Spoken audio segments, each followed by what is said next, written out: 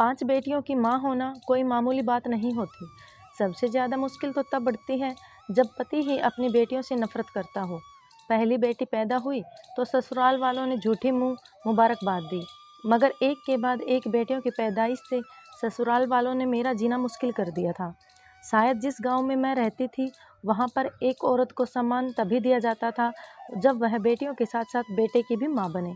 मेरे यहाँ चौथी बेटी का जन्म हुआ तो मेरे पति ने उस बेटी को देखना भी गवारा नहीं समझा और सास मुझे अस्पताल में अकेला छोड़कर वापस घर आ गई। जब तबीयत कुछ ठीक हुई तो अपनी फूल सी बेटी को साथ लेकर मैं घर की तरफ बढ़ी। जब मैं अस्पताल से बाहर निकली तो एक गरीब बूढ़ी औरत बाहर बैठी थी जो मुझे देखकर खुश हुई और बच्चे को मांगने लगी। मैंने बच्चे को दिया तो कहने लगी, परेशान मत हो, एक दिन तेरा पति तुम्हें ज़रूर मानेगा। मैं थोड़ा सा मुस्कुराई। घर आते ही मुझ पर मुसीबतों का पहाड़ टूट गया। पति ने मेरा स्वागत थप्पड़ के साथ किया। सास ने मुझसे मेरी बेटी को लेकर बिस्तर पर पटकने के अंदाज में रखा और झाड़ू को मेरे हाथ में पकड़ा दिया। मेरी जेठानी, जो कि 3 बेटों की माँ थी, बात बात पर बेटों की माँ होने का रौब जताया करती थी। मैं खामोशी से सब्र का घूंट पीती रही। जिंदगी गुजरने लगी। मेरी बच्चियों को बाप और दादी का प्यार नहीं मिला। अक्सर मैं सोचा करती कि बेटियां भी तो भगवान की बनाई हुई होती हैं। सब कुछ भगवान के हाथ में होता है। जिसे चाहे बेटा दे, जिसे चाहे बेटी दे, फिर क्यों इसका कसूर एक औरत को ही ठहराया जाता है। धीरे धीरे समय बीतता गया और मैं एक बार फिर से प्रेग्नेंट हो गई। 4 बेटियों के बाद अब मेरी भी यही राय थी कि अब मुझे भगवान बेटा दे दे ताकि इस बार मैं सास और पति के भरोसे पर पूरा उतर सकूं। समय जैसे जैसे गुजर रहा था मेरा डर बढ़ता चला जा रहा था। मेरे पति मुंबई में काम करते थे। इस बार तो उन्होंने साफ साफ कह दिया था कि अगर इस बार तुमने बच्चे को जन्म दिया तो मैं तुम्हें तलाक दे दूंगा। उसकी इस धमकी से मेरा शरीर कांपने लगा। मैं पूरा दिन रोती रही और भगवान से प्रार्थना करती रही, पर शायद मेरी मुसीबतें अभी ख़त्म नहीं हुई थी। उस रात अस्पताल में जब मुझे होश आया तो नर्स मेरे सर के पास खड़ी थी। मुझे होश आता देखकर मुस्कुराते हुए बोली, मुबारक हो, आपने एक प्यारी सी बेटी को जन्म दिया है। उसके ये शब्द मुझे सदमे में ले गए। मेरी आंखों से आंसू बह रहे थे। एक बार फिर मैं और मेरी बेटी एक खतरनाक पाप की सज़ा भुगतने वाले थे। मेरा दिल चाह रहा था कि मेरी सांस यहीं रुक जाए और मैं इस मुसीबत से बच जाऊं, मगर यह मुमकिन नहीं था। वह नन्ही सी गुड़िया रो रही थी और मैं उसे सीने से लगाकर रो रही थी। वह किसी और के यहाँ जन्म ले लेती, यहाँ बेटे की सूरत मेरी गोद में डाल दी जाती, लेकिन मैं भगवान की राय में राजी थी। यह 5 फूल मुझे मेरी जान से भी बढ़कर थी, मगर अब मैं अपने पति और सास से तंग आ चुकी थी। अस्पताल के बाहर बैठी औरत ने मेरे हालत देखकर इस बार उसने बच्ची को नहीं मांगा, बल्कि दुआ देते हुए बोली, भगवान पर से कभी उम्मीद मत छोड़ना, बहुत जल्द तुम्हारे दिन फिरेंगे। मैं दिल ही दिल में दर्द की सांस खींचते हुए सर को हिलाई। रात के 8:30 बज चुके थे। जब मैं रिक्शे में बैठकर घर तक पहुंची थी, मेरा शरीर काफ़ी काँप रहा था। मैं हिम्मत करके दरवाजे के पास आई। 1 बार 2 बार, यहाँ तक कि मैंने कई बार दरवाजे को खटखटाया। घंटा गुजर चुका था मगर किसी ने आकर दरवाज़ा नहीं खोला। अंदर से मेरी बिटिया की रोने की आवाज़ आ रही थी। अंधेरा हो चुका था मगर किसी ने भी दरवाज़ा नहीं खोला। मैं भी दरवाजे से टेक लगाए बैठी हुई रो रही थी। आधी रात को मुझे दरवाज़ा खुलने की आवाज़ आई। मैं झट से उठकर खड़ी हो गई। दरवाज़ा मेरी बड़ी बेटी ने खोला था। मैं फ़ौरन अंदर आ गई और उससे लिपट कर रोने लगी। मेरे ना होने पर उन चारों ने ना जाने कौन कौन से जुल्म बर्दाश्त किए होंगे। मेरा पति बेखबर सो रहा था। मैं भी खामोशी से अपनी 5वीं बेटी के साथ कमरे में जाकर सो गई। कमजोरी और थकान से मैं जल्द ही गहरी नींद में सो गई। मेरी आंख तब खुली जब मेरे पति रुपेश ने मुझे बालों से पकड़कर उठाया। मैंने पहली बार उसका गुस्सा देखा था। मुझे डर लगने लगा था। मुझे ऐसे लगा जैसे मुझे जान से ही मार देगा। रुपेश मुझे घसीटता हुआ कमरे से बाहर लेकर आया। मेरी बेटियां यह देखकर रोने लगी, जबकि सास उन्हें डांटकर चुप कराने लगी। मेरा पति बोला, किसके कहने पर तुम इस घर में दाखिल हुई हो? मेरे घर के दरवाजे अब तुम्हारे लिए बंद हो चुके हैं। अपनी बेटियों को लो और मेरे घर से निकल जाओ। मेरी सास भी मेरी बेटियों को धक्के देकर घर से निकालने लगी। मैं हाथ जोड़कर उनके कदमों में गिर गई। यह घर भी मेरा सब कुछ था। मैं 5 बेटियों को लेकर आखिर कहाँ जाती? मेरा पति घर से निकाल चुका था। मैं बेटियों के साथ वहीं दरवाजे पर बैठकर रो रही थी। तभी मुझे सास के चिल्लाने की आवाज़ आई और फिर मेरे पति की आवाज़ सुनकर मुझे कुछ दुर्घटना का एहसास हुआ। मेरी सास पाँव फिसलने से गिर चुकी थी और उसका सर किसी चीज़ से लगकर फट चुका था। मेरा पति हड़बड़ा कर रोता हुआ उन्हें डॉक्टर के पास ले जाने लगा, मगर कुछ देर बाद ही बहुत बुरी खबर मिली कि सास के सर पर गहरी चोट लगने की वजह से उसकी मृत्यु हो चुकी है। भले ही मेरे पति ने मेरे और मेरी बेटियों के साथ अच्छा नहीं किया, मगर उस वक्त उन्हें तकलीफ में देखकर मैं उनका गम बांटने लगी। रिश्तेदार दूर दूर से हमारे यहाँ सास को देखने के लिए आ रहे थे, इसलिए पति ने मुझसे दोबारा घर से जाने की बात नहीं की। वक्त गुजरता गया और रुपेश का व्यवहार पहले से कुछ बेहतर होता गया। वह मुझसे ज़रूरत पड़ने पर बात कर लिया करते थे और अपनी बेटियों को तो एक नज़र देखना भी गवारा ना करते। मैंने नोट किया था कि वह अब दूसरी औरतों में ज़्यादा दिलचस्पी लेने लगे थे। मेरे सर पर अब एक और खतरा गिर चुका था, कहीं वह बेटे की चाह में दूसरी शादी ही ना कर ले। मेरी बेचैनी दिन ब दिन बढ़ती जा रही थी और एक दिन ऐसा भी आया जब मेरा सोचना सही साबित हुआ। मेरा पति मेरे पास आया और संजीदा शब्दों में बोला, मम्मी को 3 माह हो चुके हैं और अब मुझे वापस मुंबई जाना है। मैं मुंबई जाने से पहले दूसरी शादी करना चाहता हूँ, क्योंकि तुम तो बेटियां पैदा करने की मशीन बनी बैठी हो। यही ख्वाहिश मेरी माँ की भी थी, जो दिल में समाई हुई दुनिया से चली गई। पति का यह शब्द मेरा खून खोल गया। पहले क्या मुसीबतें कम थी जो अब मेरे सर पर सौतन भी लाना चाहते थे। मैं उन्हें समझाने लगी, मगर वह उल्टी सोच रखने वाला इंसान मेरी बात कहाँ सुनने वाला था। उस रात मैं बहुत रोई। मुझे मेरी ज़िंदगी एक बोझ लगने लगी थी। दिल चाह रहा था कि मैं खुद को इस दुनिया से आज़ाद कर दूं, मगर जब ख्याल अपनी बेटियों का आता तो इस इरादे को भुला देती। सुबह हुई तो मेरा शरीर बुखार से तप रहा था, तो मुझे डॉक्टर के पास ले गए। मुझे हैरानी तब हुई जब डॉक्टर ने कहा कि मैं माँ बनने वाली हूँ। उसके यह शब्द मुझे कोई खुशी नहीं दे रहे थे, बल्कि उल्टा मेरी मुसीबतें बढ़ा रहे थे। मेरे पति को आज रात वापस मुंबई जाना था।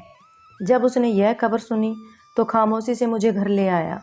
घर लाकर तेज़ आवाज़ में कहने लगा, अगर इस बार तुमने बेटा जन्म दिया तो ठीक, वरना अगर बेटी हुई तो मार देना या जिंदा दफन कर देना, मगर इस घर में मत लाना। खिलाफ हुई तो तुम्हारी 5 बेटियों को ऐसी जगह भिजवा दूंगा जहाँ से तुम दोबारा उनसे कभी मिल नहीं पाओगी।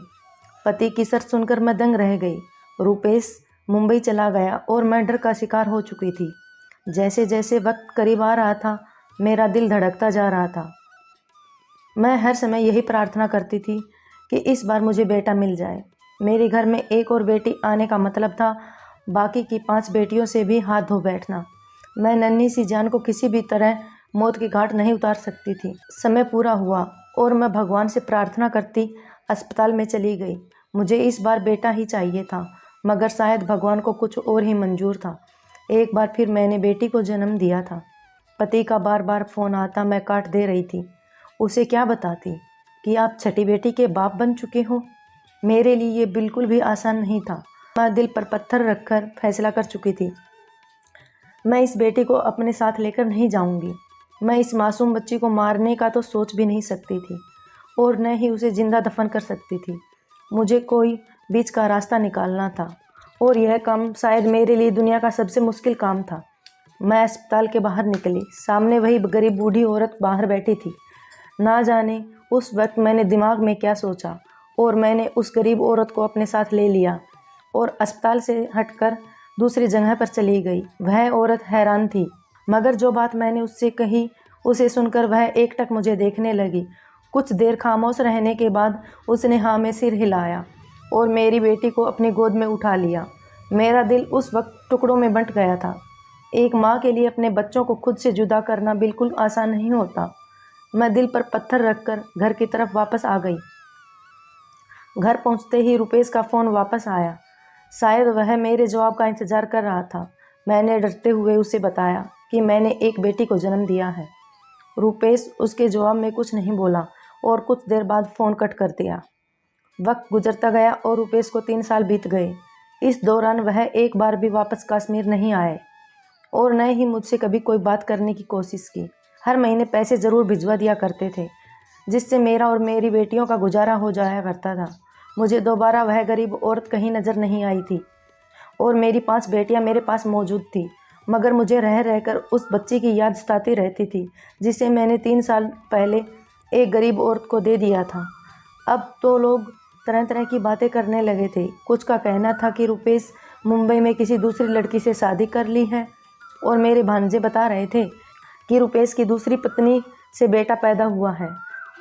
इन लोगों की बातें मुझे परेशान कर रही थी। मैं जब भी पति को फ़ोन लगाती वह मेरा फ़ोन नहीं उठाते थे।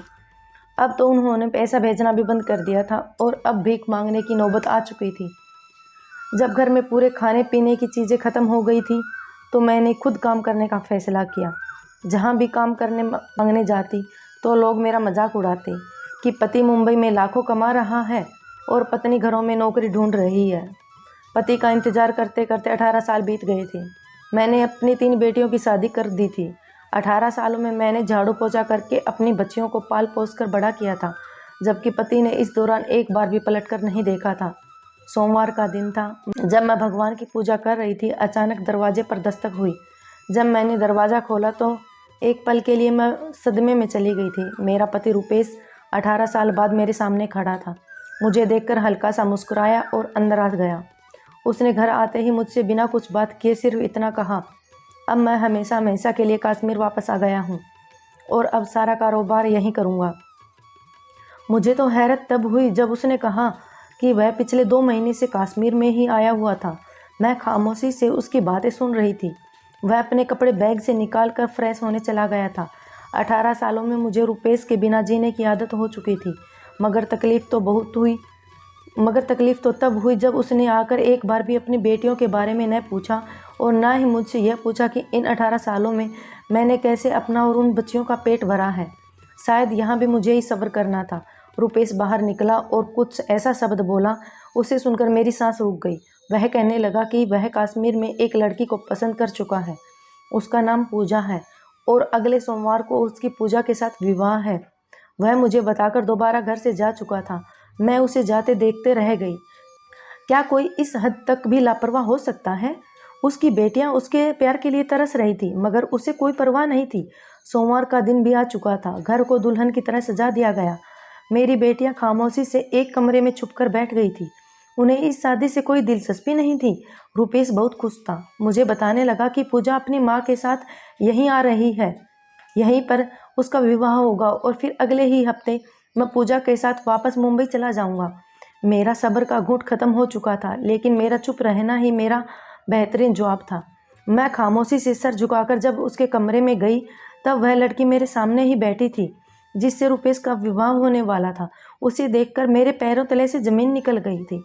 उस लड़की की उम्र 17 से 18 साल थी, जो अपने नज़रों से बार बार मुझे देख रही थी, जबकि वहीं दूसरी तरफ मेरा पति उस लड़की की माँ को पैसे पकड़ाता हुआ ना जाने क्या बातें कर रहा था। पैसों की भीड़ में आज एक औरत को मासूम लड़की का चेहरा दिखाई नहीं दे रहा था। तभी रुपेश का मोबाइल बजा और वह खामोशी से कमरे से निकल गया। मैंने जब उस लड़की की माँ को देखा तो मुझे लगा कि मैं इन्हें पहले से भी जानती हूँ, मगर कहाँ, यह याद नहीं आ रहा था। वह औरत भी बार बार मुझे ही घूर रही थी। मैं जल्दी से कमरे से बाहर निकल कर आ गई और अपने दिमाग पर जोर लगाने लगी। पंडित आ चुके थे। तभी मेरे दिमाग में ख्याल आया और मेरे होश उड़ गए। यह कैसी मुसीबतें टूटने वाली थी। मेरा शरीर सुन्न होने लगा था। तब मैं बाहर निकली और जाकर पूजा की माँ को पकड़कर अपने सामने किया और मैं उसे देखकर बोली कि तुम वही औरत हो ना जिसको मैंने अपनी बेटी को दिया था। मेरी बात को सुनकर वह औरत हक्की बक्की रह गई थी और बोली, हाँ मैं वही हूँ, मगर तुम कौन हो? रुपेश सवालिया नज़रों से हमें देख रहा था।